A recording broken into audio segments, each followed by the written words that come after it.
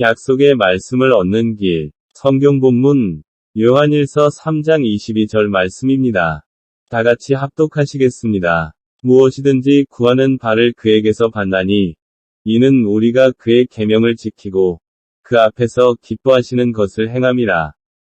아멘. 하나님의 말씀을 받기 위해서는 먼저 죄와 불순종을 회개해야 합니다.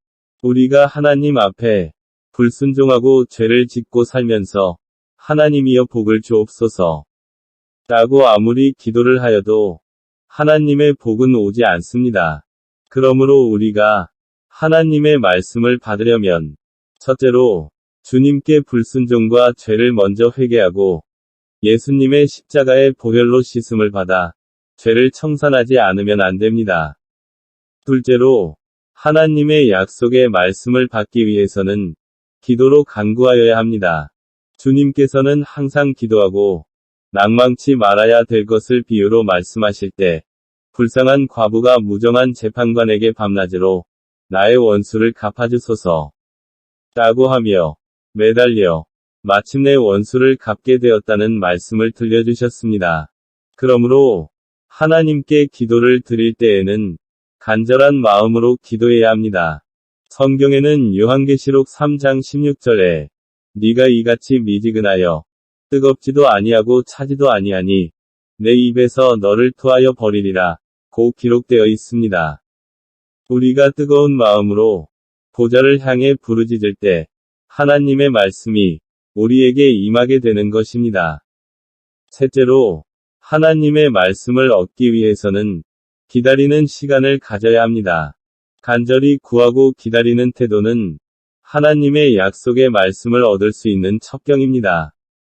문제에 따라서는 몇 달이나 또는 해를 넘기면서 기도해야 할 때도 있습니다.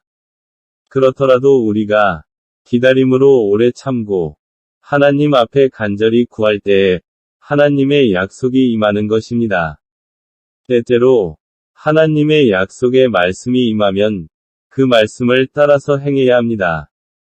하나님의 말씀이 임하였으면 환경을 볼 필요가 없습니다. 그 말씀대로 따라 행할 때에 기적이 나타나는 것입니다. 베드로는 예수님께서 물 위로 걸어오라고 하실 때에 그 말씀대로 실천하여 물 위를 걸어갔습니다.